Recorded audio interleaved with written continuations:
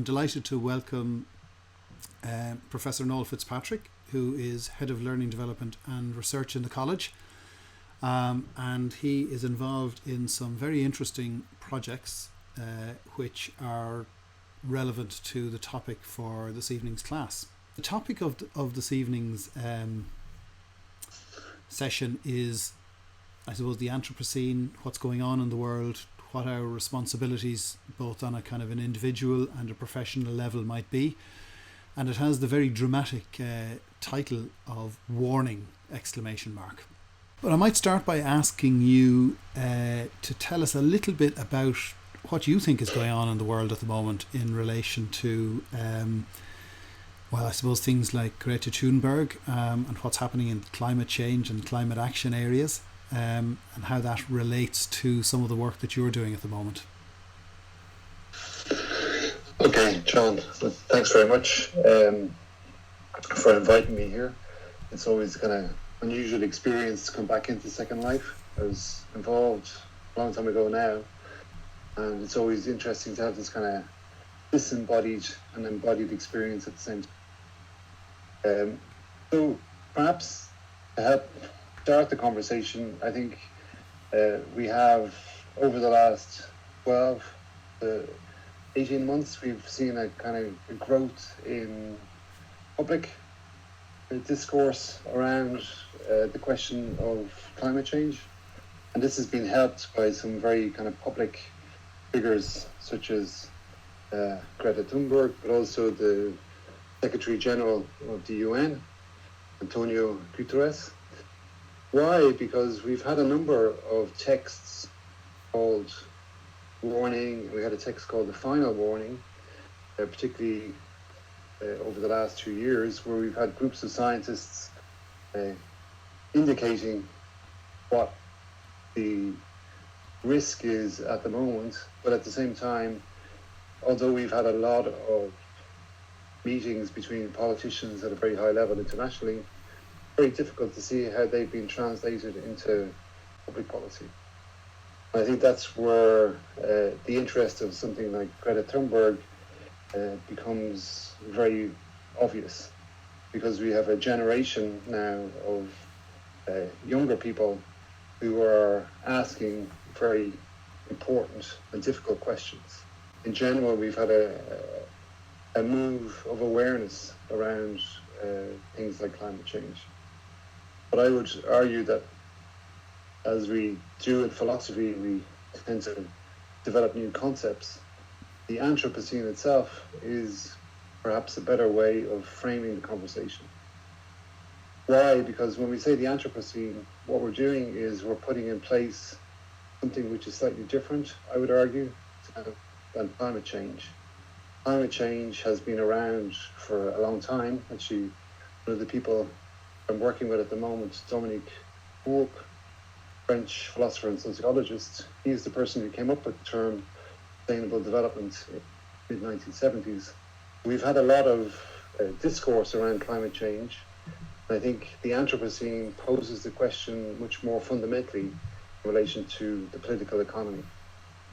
The threat of climate change is kind of overwhelming, and it's often difficult, I suppose, for us to know where to start in addressing it. So we've got people like Greta who took very decisive and very specific and what started off, I suppose, as very local action by making a decision that she wasn't going to go to school. She was going to sit in protest every Friday until her national government took some action. And we've seen that grow up into a big force, and we might talk a little bit later about the interesting reaction to that. But for the moment, maybe I'm interested in the fact that has kind of, I suppose, grown into a worldwide activity, if you like. And so we've seen it come to Ireland as well, and we've seen regular Friday afternoon protests. But I'm wondering how we can make that real in our own lives, and how people can consider what kind of specific action they might be able to take, because the alternative is that people end up in despair. It's such a huge problem, it's hard for people to get a sense of what they might be able to do?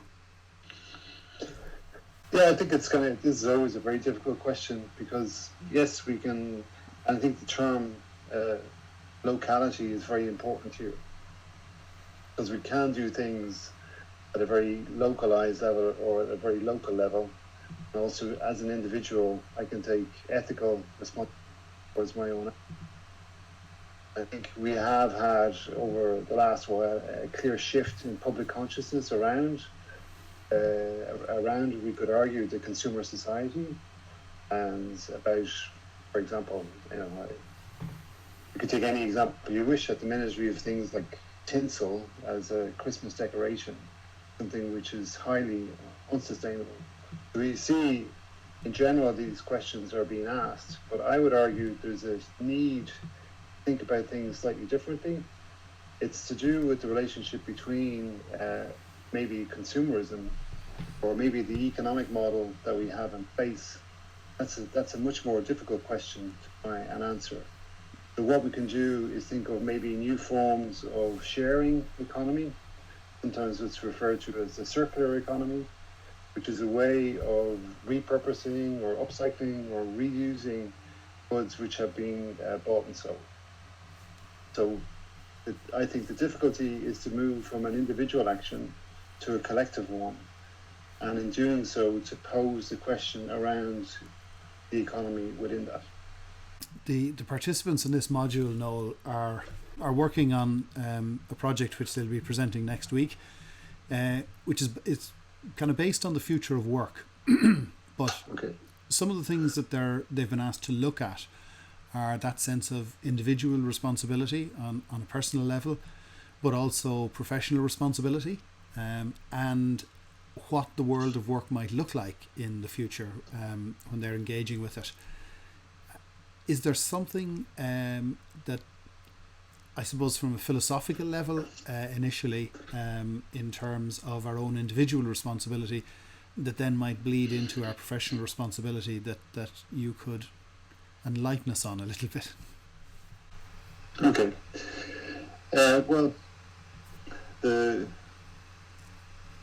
maybe because of the way that it's been framed around questions of the future of work, we do have a question around digital technologies and attention.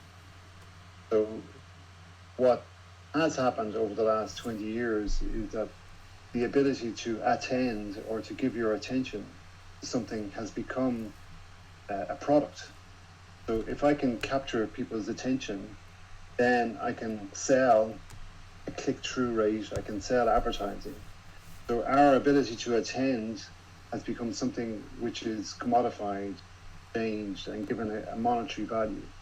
That's something which is radically different to the type of labour or a type of understanding of labour that we've had previously. So in terms of our own ethical responsibility, the question around our attention and therefore our data becomes one which is very, very important. So to give an example, which might seem a little strange, is to do with car insurance. So at the moment, what we've seen recently in Ireland is that for younger drivers to have a decrease in their insurance premium, they're asked to use tracking devices, so that if they drive more safely, then their insurance premium will go down. So on the surface, that sounds like a very interesting and promising way to have lower insurance premiums for younger drivers. But what happens is a question of opting in and opting out. So at the moment, it's an opt-in. So I choose to opt in. If I opt in, then my insurance premium is lower. But what we've seen is that as these opt-in processes develop, what we get is an inability to opt out. So everybody has to opt in. So if you're not opting in, then your insurance premium is higher. So that's just an example of how the relationship between our digital devices and tracking is used to, to sell a product. But here I think the ethical issue is one which we haven't yet got a framework for. Just to explain what the ethical issue is here, it's to do with the relationship between my behavior, my actions, and my responsibility. So at the moment, you could argue that we don't have an ethical framework for the relationship between our own personal data and how that affects other people. So in the case of insurance premiums, we know, particularly in the United States, that your insurance premium is also used for your credit rating. So if you are somebody who drives over the speed limit, you're a younger driver, that will give you a certain rating within your insurance premium, and in fact that will affect your own credit rating. But the difficulty here is that it's not just your own credit rating, it's everybody's. So it's used to perhaps exclude people from credit or taking loan. So just to help us here, the ethical issue therefore is the relationship not just between my actions and my data, but the relationship between my data and how that affects decisions that are made by other people about other people's data. That's a very complex issue that we haven't solved. The one way of maybe thinking about this is every time we come across these opting in processes is actually to critically reflect on exactly what's happening. Are we really given the opportunity to opt in? And I would argue that we aren't. I don't know if that answers the question, John. So you're suggesting that what sometimes appears to be a choice in actual fact isn't really a choice. Exactly. It actually reminds me of the discussion we had in class 5 when Professor Dudley Turner was here from the University of Akron, and he was talking about Marshall McLuhan's ideas in the latter half of the 20th century, and the stark warning really that came from McLuhan at that time was that while we might design our tools ultimately influence and shape the future society that emerges and is developed. What you're describing is something very similar to that, isn't it? Yes, and I also think it's very interesting to think of it as a tool. To see that digital technologies are in fact instruments, but also I would argue ways of mediating in the world, and that would be quite close to Marshall McLuhan. So the idea that I mediate myself in the world through these different instruments or tools, but these tools and instruments also affect who I am. A good example is digital reading. So I think the first time I looked at research was in 2012, 2013, and at that time we were having a very simplified debate about reading on screen and reading text. And I think what some of the research was showing at the time was that we have a particular way of reading on screen, which is different to the way that we read. So how we navigate a book is very different to the way that we navigate a page. Some of the research was showing that the digital reading itself was having an impact on the neurological development, to such an extent that Marianne Wolf was talking about a digital reading brain. So my neurological development through screen reading is very different to my neurological development from reading a book. So what you're actually saying is that not only do our tools have an impact on society and our behaviour, they're actually having an impact on our evolution and our physical development. Exactly. So that brings up a really interesting term that comes from biology. So in biology, in evolutionary theory, we talk of endosomatic evolution. So this is your internal organs, the internal organs of a living being and how they evolve over time. And then exosomatic are things which are outside of the body. The one way of thinking about digital technologies is to see them as some form of exosomatic organism, something which is outside the body, but at the same time influencing the body. Interesting.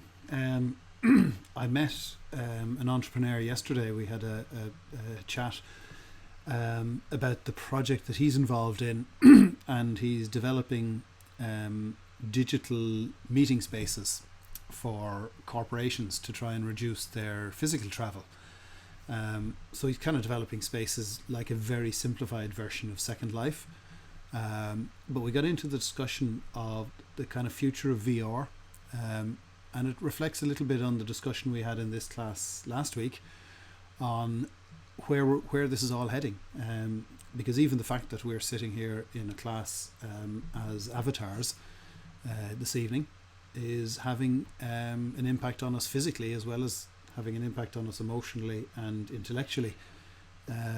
So whatever about digital reading changing us physically, the development of HR, or VR rather, and this kind of environment is, if it continues, going to have a huge impact physically and physiologically.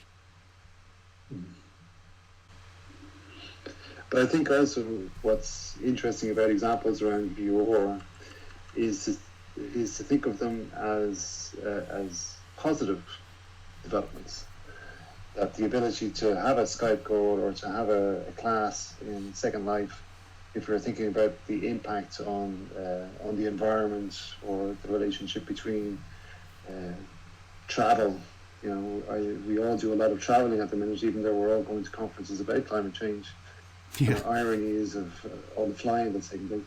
I think there's a really interesting calculation which has come up, which is the relationship between, the idea that the cloud itself is something which is material. So, just to follow that through for a second, we have this perception that when we talk about things being in the cloud or the data set being in the cloud, somehow it's immaterial. It's not having the same impact environment. Whereas I think there's some very interesting calculations being developed at the moment, for example, about exactly the impact of, for example, email or YouTube, or I think email is an interesting one, where we have a lot of exchange of data that takes place. It all has to be, materially in the world. It's through a computational device which is stored somewhere, and then we have a data center where that data resides. All of these are very material things in the world. They're not in the cloud and something which is ephemeral. I think there are interesting calculations beginning to appear around the impact on the climate of the use of digital technologies. But at the same time, what I would argue is that we have the opportunity to rethink and reharness these technologies to enable discussion, to enable reflection. So I've used and referred to the word the Anthropocene in the notes for this class. You might try and outline what exactly we mean by the Anthropocene, Noel, Okay. as simply as you can. I know it's a complex subject. How long have we got? Well, the term, as I said a minute ago, why it's a big buzzword at the minute. But why I find it particularly interesting is that it enables us to think about climate change, I would say, a very new way. So the term the Anthropocene literally means anthropos and theme, which means a new era of mankind, or a new era of humankind. So in geology, we've had these very long periods of time where we look at the geological structure of the planet and we say we have different periods of time. We have the Holocene, and now the argument is that we've moved from the Holocene into something which is called the Anthropocene. So the Anthropocene literally means the impact that humankind is having on the planet as a new era of mankind or humankind. So in terms of geology, and this is always a very tricky argument, because in geology we're looking at huge time spans, literally millions of years, hundreds of thousands of years, as a time span, it's very difficult to say we're in a new geological period. That's actually what the argument has been since 2012. So the idea that humankind has had such an impact on the planet that the geological structure of the planet has changed.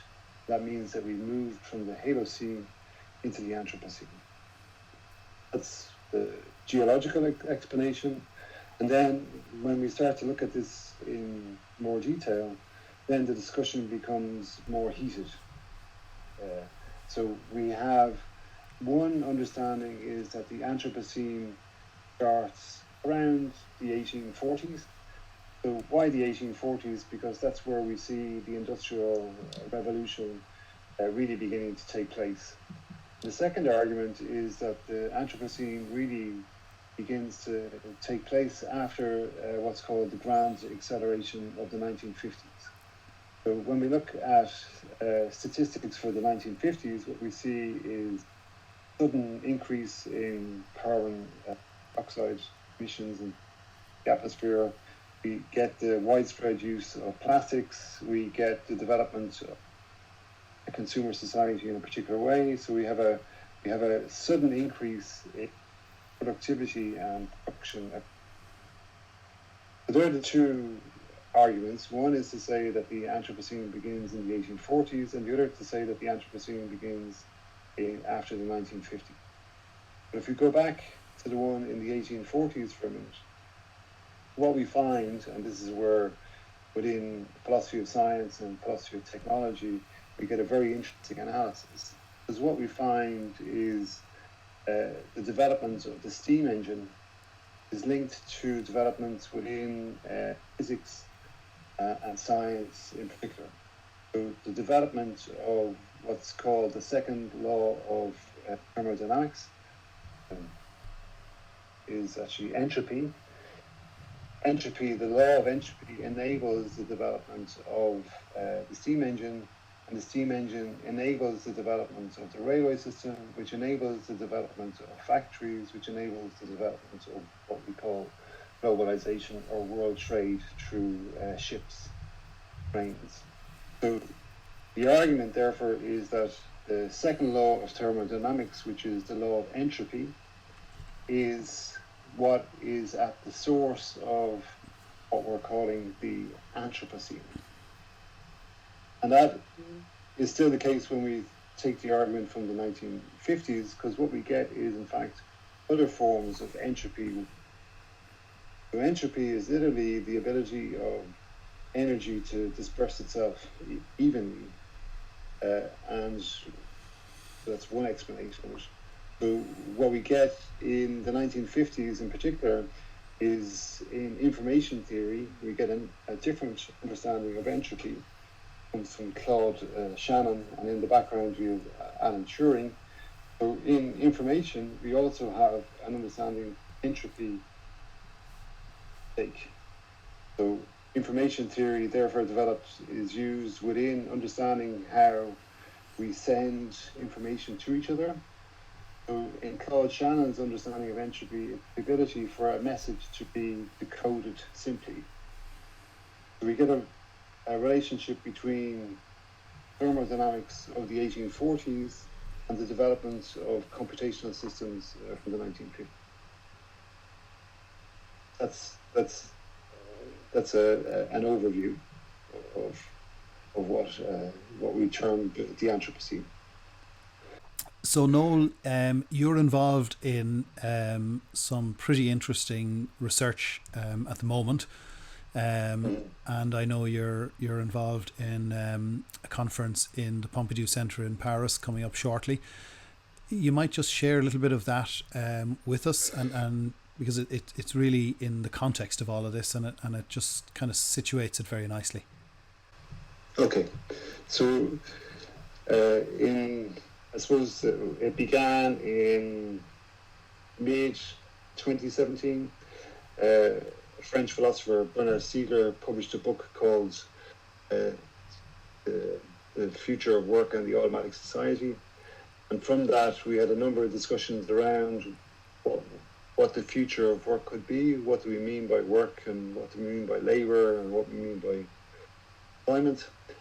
And Hans Ulrich Obrist, who's a curator who annually organises an extraordinary event in the Serpentine Gallery in London, which is referred to as a marathon. So it's literally like a 24-hour event.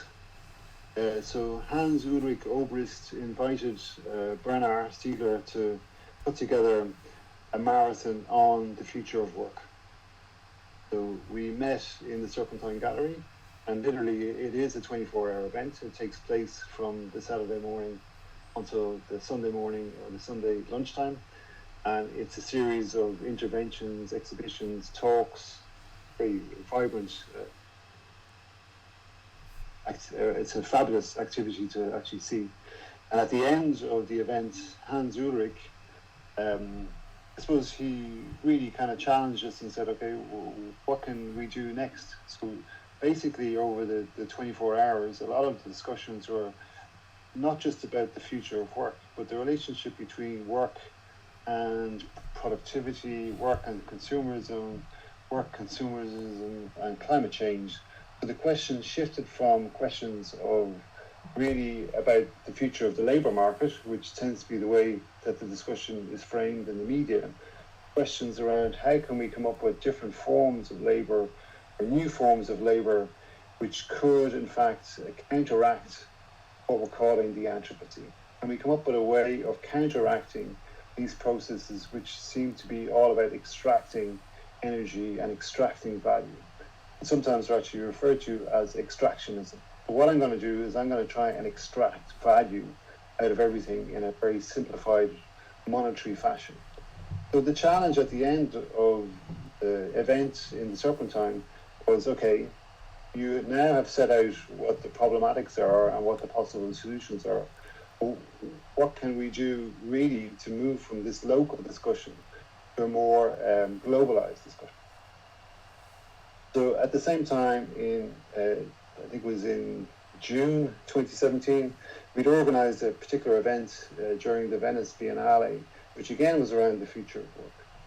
But at that conference, which was perhaps much more philosophical and academic, what we were trying to discuss was how can we move from local questions to international questions. And there's a particular French sociologist called Marcel Mauss who wrote a text in 1919 actually called the Internation. So the idea of the Internation was towards the end of the First World War is how could we put in place a mechanism for nations to come together and to never repeat the errors of the first. It was a simplified text called the Internation. So what we decided to do was actually to join up the two activities, the one that happened in Venice and the one that happened in the Serpentine. So we came up with the idea of the Internation. So if we're going to try and counteract what we're calling the Anthropocene, we have to be able to do it not just at a local level, but at the level of the Internation. So that's when we started to write a series of texts. And the idea at the beginning, which I suppose seemed a little bit ambitious and a little bit extraordinary, was that we were going to write a text and we were going to bring it to the United Nations. We were going to, challenge the United Nations with this text. So over the last 12 months, what has happened, in fact, is that we have a group of 56 scientists, academics, artists have collaborated on a text. The text is now more or less finished, and we're presenting the text to Antonio Guterres on the 10th of January 2020. Why the 10th of January? Because the 10th of January is the centenary of the foundation of the League of Nations in the 10th of January 1920.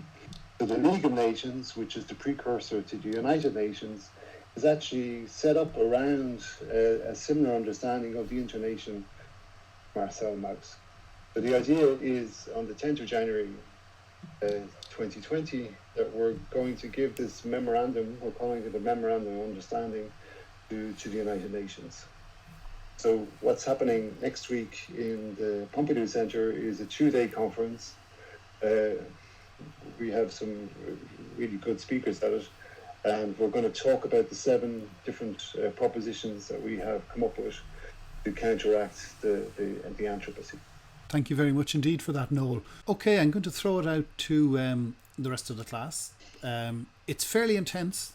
There's a lot of difficult material in that to wade through. How are you managing? Anybody find any connections with any of the things we've been talking about over the last 9 or 10 weeks?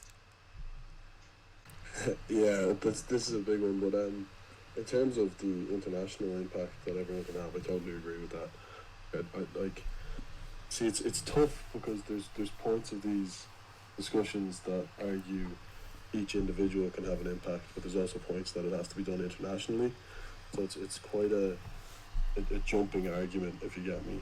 So it's hard to jump on one side and discuss it briefly without also discussing the other side of it, if you get me. Yeah. I think you're right. I think but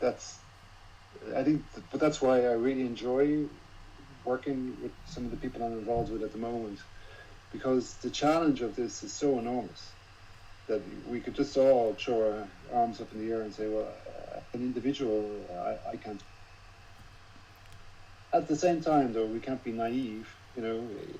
I think at the moment this is slightly my criticism of some of the discourse that we hear. The idea of just taking individual activities and saying, okay, well, you have to be more ethically responsible and more sustainable within your individual actions. Yes, that's fine. But the issue is that we're in what we could call a particular political economy or a political socio-economic structure which is beyond the individual. So we have structures and institutions in place, and sometimes it's very difficult to see that the individual can take responsibility for their own individual activities, but at the same time be at a loss to how the institutions are dealing with this. That's where I think that movement from what we're calling locality to a form of collectivity is very, very complex. It is extraordinarily complex because once we start looking at it and try and intervene in that process, we can see where the points of resistance could be. I don't know if I yeah. Totally agree with you. But even if we look at, like, for example, people as individuals trying to have an impact, they still are at the consumer end of things. It's really interesting. I like this one because if you look at the likes of electric transport, like the electronic waste that would kind of build up from everyone using electronic transport would be colossal, because I think it's something like still 99.5% of transport is still pretty much kind of fossil fuel used. There's very, very little away from like trains that aren't fossil fuel based, so like they're not electrical yet. But if you're trying to make that impact yourself, getting an electric car is really good now, but if everyone had one, it might not be the right decision to make, if you get me. So we might think we're going the right direction from what we've been fed and the information we've been fed, but it might just be the totally wrong direction if everyone was to do it, It might be changing. But I think what's very interesting is a book called, I think it's called in English it's called The Event of the Anthropocene. And what really struck me about that book, it was written in French about 5 years ago. But there's a really fantastic chapter on tramway system in New York. So around the 1920s, when they started to dismantle the tramway system, because it's an extraordinary argument. The argument was, well, okay, we're going to have individuals in cars. They couldn't believe that you would have one individual in a car. You're going to have a group of people. People were used to traveling collectively in common public transport. So they dug up the tramway system to enable the car, but the car then became a kind of single-use means of transport. So again, I think that maybe what you're pointing towards there is that if we just see the electric car as the solution, we're actually maybe missing what the problem is. The problem could be more about the use of collective modes of transport than individual modes of transport. And we also know, even though, even myself, I changed car recently, and we got a hybrid car, but we all know that the batteries that are used in these type of vehicles are also very bad for the environment. There's an interesting argument about that as well with electric to cars possibly from the 80s or 90s, where the materials, not only the battery but the materials and the body panels and everything that those cars being made out of is mostly plastic and really not recyclable materials, whereas the older cars would be made out of steel and other metals, so if you left them out in the field to rot away, the old car, there would be very much left of it after 400 years. It would all rot away in the field, whereas if you left an electric car out in the field, it's going to be there for a long, long time to come. And if we see the way that cars, I guess, fashion goes, they don't hang around for very long unless they're very successful vehicles. The life of a car might only be 10 to 15 years and then it's waste again, That's dead right, Louis. The only two things that are actually recyclable from those cars are lithium and cobalt. But you could also argue that that's from consumerism point of view, the companies aren't made reusable because there's simply just not enough of a demand for them yet. You know that way? Mm. Yeah, I think, I'd give you some additional information about that. So we have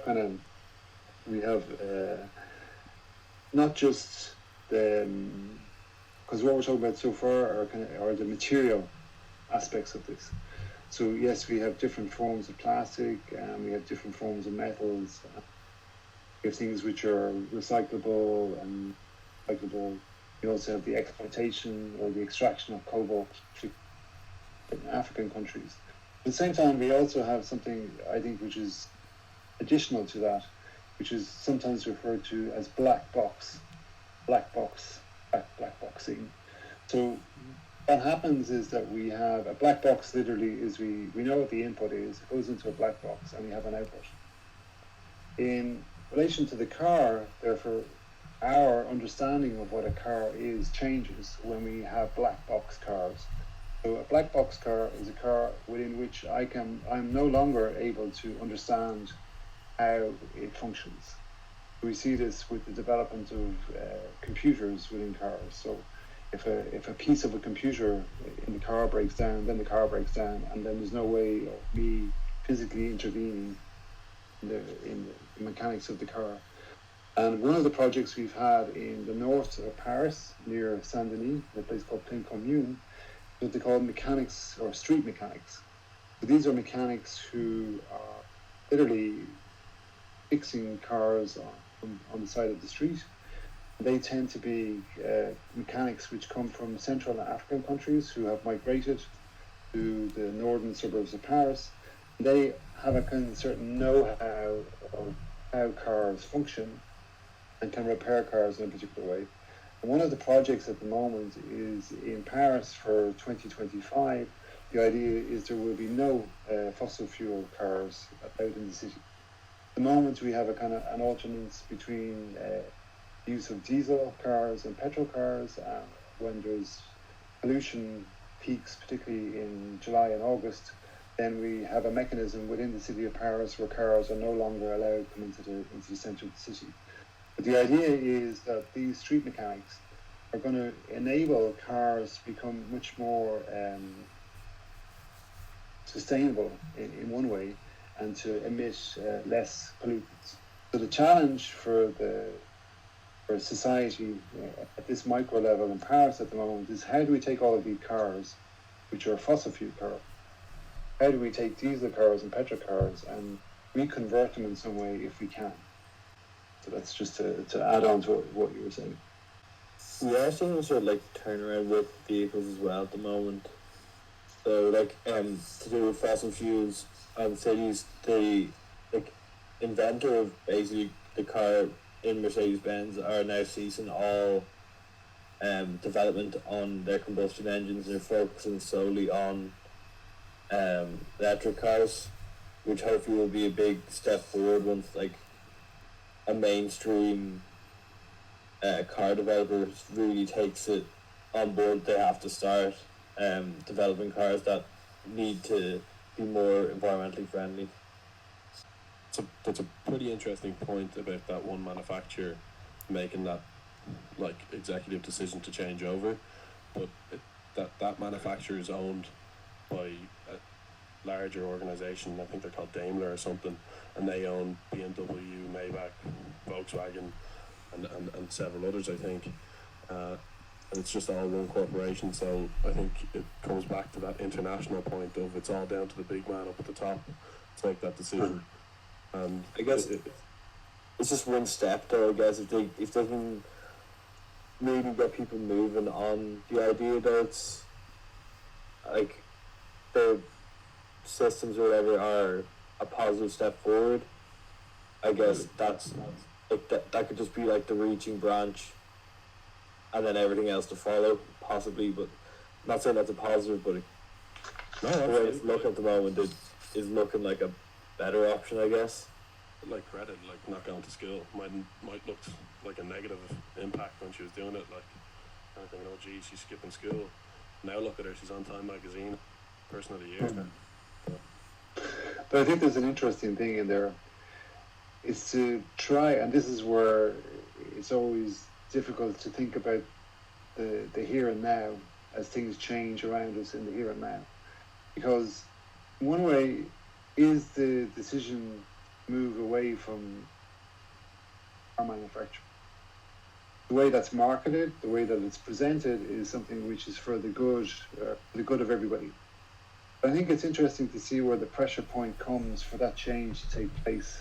That's why Greta Thunberg is particularly interesting. Is that there's an understanding that we have a tipping point. We have a point within which if everybody stands up, then things can be changed.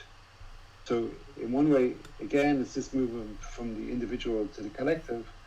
But in there is a process through which we can really influence things like car manufacturers. If enough consumers decide that we're not going to consume this product anymore, the fossil fuel product, then you have to produce something different.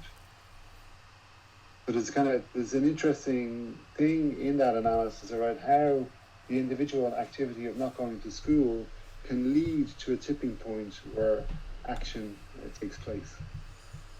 And you can see, in fact, in the response to Time Magazine's announcement of Greta Thunberg as Person of the Year, particularly from people like Donald Trump Jr., who absolutely abhor the decision, which leads you to believe that she's actually beginning to have an impact, because while she was just a girl who wasn't going to school, nobody cared. But now that people are beginning to listen to her and they're beginning to quote her, and as you say, Noel, there's a possibility of a tipping point. All of a sudden she becomes a dangerous individual, and then she has to be shut down. Because there are a lot of vested interests at stake here. I think there's a really interesting argument around reason and knowledge. Just to give you an example, I heard an interview with one of the politicians from Kerry, from Healy Rays, and what fascinated me about the interview was not the fact that there was clearly an issue around climate denial, but also the understanding that somehow that scientists were people to be distrusted. So, stereotypically, he kept saying, that the scientists above in Dublin with the media are telling us about climate change, but they don't understand. If you're a local farmer, you have to burn turf because that's the way that you have always lived.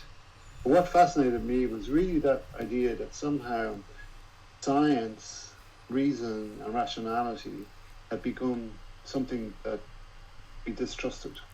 So when we see a kind of rise of populism, or sometimes I think term that I've heard used is the Trumpocene. So we have the Anthropocene, and now we have the Trumpocene. This, the idea that we live in a kind of a term that I really don't like, but this understanding of a kind of post-truth society where anything and everything goes. I think what's really dangerous within that is the idea that somehow we can deny scientific reason. And one of the things I particularly liked about Greta Thunberg's small book that she published is her reference to science. That we have to listen to the scientists. So in her discourse, I really appreciate the fact that she is saying that we have to listen to the scientists and trust what the scientists are saying. So the idea that we can somehow deny climate change and say, well, that's just the media, or that's somehow, getting rid of science, is something which is very, very dangerous. I wouldn't even say that it's 100% people denying it, but I think it's more people being ignorant of it in a way of like, if it ain't broke, don't fix it, sort of sense. Whereas when they don't see it, it's just like, I guess it's non-existent then, and they can just keep carrying on until it affects them.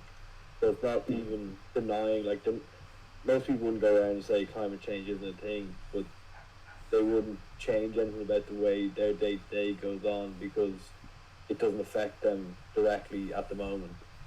Yeah, so they don't see a relationship between their own individual activity and the consequence of their activities. That's Yeah, an example of like NIMBYism, isn't it? Like, not in my back garden kind of situation. Like, I'm happy for you to do it over there, but don't bring it over here kind of thing. That might be a good place to draw things to a close, because you've Kebab, you've kind of drawn the societal responsibility back down to the individual responsibility. So can I thank Noel very much indeed for a really interesting discussion and for sharing the interesting work that you're doing. Thank you on behalf of the class, and wish you well in Paris next week and in your ongoing work. Thanks very much. Thank you guys for